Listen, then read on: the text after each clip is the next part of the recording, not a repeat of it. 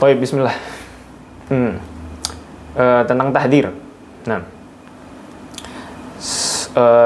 istilah tahdzir ini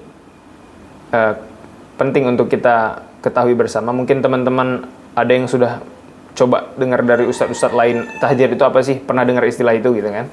Tapi teman-teman penasaran apa itu istilah tahdzir? Dengar cari jawabannya dari ustadz-ustadz. Ternyata penjelasannya itu masih sukar untuk difahami. Nah, jadi di antara tujuan saya bangun channel ini, saya mau menjelaskan istilah-istilah yang mungkin sukar untuk difahami. Ya. Jadi termasuk dari yang mau dibahas di awal-awal itu adalah istilah tahdzir. Ya. Istilah tahdzir ini sangat perlu untuk difahami. Ya. Terutama bagi teman-teman yang mungkin belum punya basic bahasa Arab. Sebenarnya nggak masalah teman-teman nggak tahu istilah-istilah ini. Ini untuk mensupport, memotivasi teman-teman supaya mempelajari bahasa Arab, mempelajari agama Islam itu lebih dalam lagi, mempelajari kitab-kitab sehingga terbiasa dengan istilah-istilah tadi dan akhirnya tahu gitu. Dan cuma ini untuk memudahkan aja saya sampaikan juga apa itu tahdzir misalkan.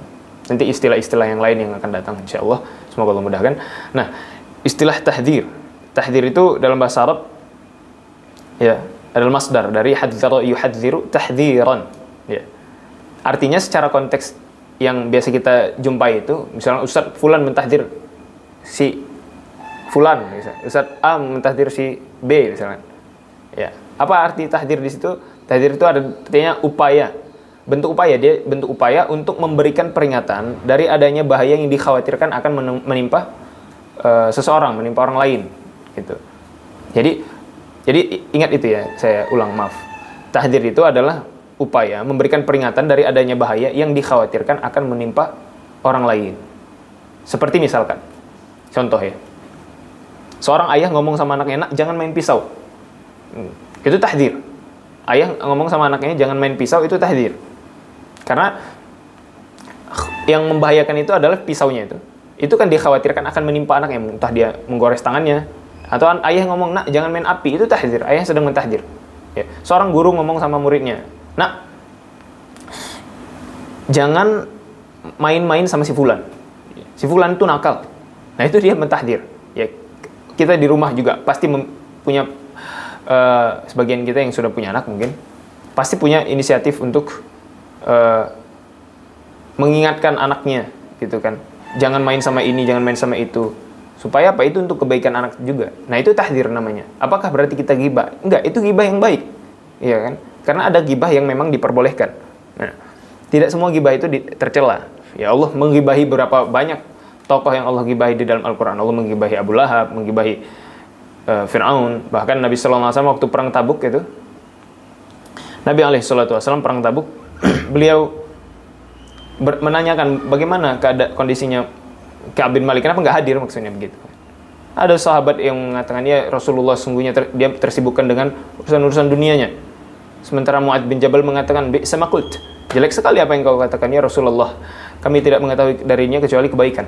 Dibela oleh Mu'adz bin Jabal. Sehingga ada ilmu yang dikenal dengan ilmu jarh wa ta'dil atau ilmu tajrih wa ta'dil di dalam Islam. Cuma itu agak bukan ranah kita untuk masuk ke situ. Ya, karena itu pembahasan yang nggak sembarang orang bisa masuk ke dalam situ kalau ilmu jarh wa ta'dil. Cuma kita untuk mengetahui konteksnya saja.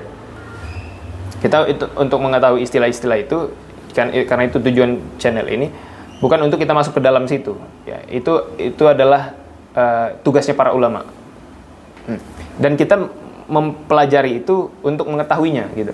Kita mempelajari tentang istilah-istilah tahdzir, untuk mau mengetahui tentang istilah jarh wa ta'dil itu tadi, supaya kita bisa dan mengetahui prinsip-prinsipnya bagaimana. Kita mempelajari itu bukan supaya kita sembarangan ngomong, bukan, tapi untuk kita bisa menimbang. Nah, mana ulama yang paling akrab bi adillati syar'iyyah, ya. Sehingga kita bisa kita menentukan sikap. Kita mengikuti ulama yang mana nih, yang dikritik atau yang mengkritik, gitu.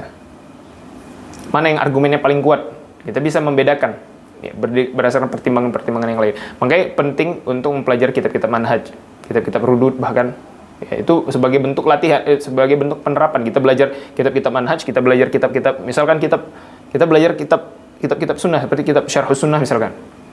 Di Imam Al-Barbahari misalkan, punya Imam Al-Barbahari itu bagus tuh kitab Syarhus Sunnahnya. Nah, dan kitab-kitab yang lain. Kitab-kitab manhaj misalkan yang lain banyak ya. Imam apa namanya? Allahul Musta'an. Intinya nah, kitab-kitab itu tadi tujuannya adalah untuk kita mengetahui prinsip-prinsip dakwah sunnah itu bagaimana, dakwah salafiyah itu pondasi-pondasinya bagaimana, sehingga ketika ada yang menyelisih itu ya para ulama berbicara tentang dia. Misalkan ya, tidak bolehnya duduk-duduk dengan ahlul ahwa ya. Kata Imam kata siapa? Abu Kilabah ya. Beliau mengatakan la tujalisu ahlal ahwa. Ya, janganlah kalian duduk-duduk dengan ahlul ahwa. Fa inilah amanu, karena sesungguhnya saya tidak merasa aman. Ayang misukum fi dhalalatihim. Mereka akan menenggelamkan kalian di dalam kesesatan mereka. Ya. Wa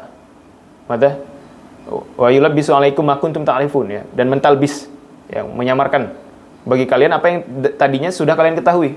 Ya, itu kan dia memperingatkan dari bahayanya duduk-duduk dengan ahlul ahwa. Nah, itu dia mentahdir dari ahlul ahwa. Nah, itu konteks tahdir itu. Para ulama menerapkan ilmu tahdir, dan ilmu tahdir itu penting di dalam sejarah Islam. Justru kita mengetahui ada hadis sahih, hadis dhaif karena ada tahdir, ada gibah-gibah di situ. Memang para ulama menggibah orang-orang yang layak digibah. Ya, kalau kita membuang prinsip tahdir ini, maka kita nanti jadinya wah, kalau kita membuang prinsip tahdir ini, nanti agama Islam itu tidak terjaga. Justru agama Islam itu terbedakan dengan sanad dari agama-agama yang lain. Ya, agama Yahudi tidak mengenal istilah sanad. Ya, tidak ada pemeriksaan ketat tentang sanad hadis, sanad periwayatan itu. Orang Nasrani apalagi, lebih parah lagi. Oh, ya, orang Yahudi parah juga sih, sama aja sebenarnya. Ya, walaupun mereka mengatakan ya orang Yahudi itu kami punya sanad nih untuk Torah Syabi' al-Peh. Jadi kan orang Yahudi itu punya Torah Syabi' Khtaf, Torah Syabi' al-Peh. Torah Syabi' Khtaf, Torah yang tertulis, Taurat ya. Torah itu Taurat. Torah yang tertulis dan Torah yang lisan gitu. Torah yang lisan itu dia kayak hadis lah kalau istilah kita. Ya. Kemudian Torah lisan itu adalah buku yang diwariskan Nabi Musa secara turun-temurun dari satu generasi ke generasi yang lain. Jadi Nabi Musa ketika dia di Gunung Sinai, kata orang Yahudi, dia menerima dua jenis Taurat. Taurat lisan dan Taurat tertulis. Taurat tertulis itulah yang digabungkan ke dalam tanah gitu, yang Sefer Bereshit, Shemot, Vayikra, Bamidbar, Devarim, kitab Kejadian, Keluaran, Imamat, Bilangan, Ulangan. Ya, 5 kitab itu adalah Taurat tertulis. Sementara Taurat lisan itu, ya itu nggak ada karena dia lisan, tradisi lisan. Jadi Nabi Musa menurunkan kepada Yusha bin Nun, kepada Yoshua bin Nun. Ini disebutkan di dalam kitab Talmud, di dalam Pirkei Avot pasal 1 ayat 1. Nah, traktat Pirkei Avot.